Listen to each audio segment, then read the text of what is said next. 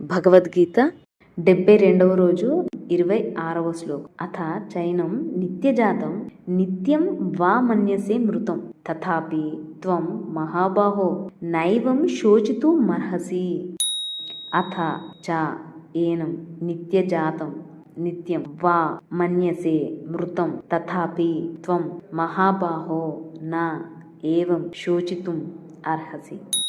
మహాబాహు అర్జున, త్వం నీవు ఏనం ఈ ఆత్మను నిత్యజాతం నిత్యము పుట్టుచున్న దానిని గను నిత్యమును మృత్యుం మృతం వా నశించుచున్న దానిని గను అథ మన్యసే చ భావించినప్పటి తథాపి అట్లయినను ఏవం ఈ విధముగా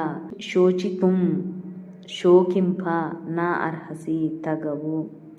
ఓ అర్జున, ఒకవేళ ఈ ఆత్మకు జనన మరణములు కలవని నీవు భావించినప్పటికీ దీనికై నీవు శోకింపదగదు. ఓ Arjuna, even if you think that this soul is not subject to birth and death, you should not grieve for this.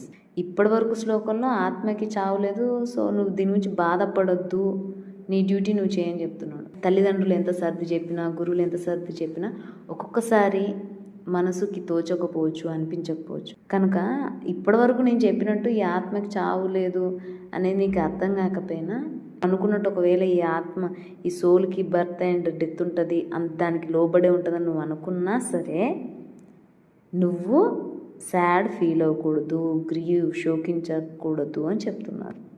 Maybe ఫర్దర్గా ఈ ధర్మం అని ఇంకా నెక్స్ట్ శ్లోకంలో వస్తుంది. సో దాని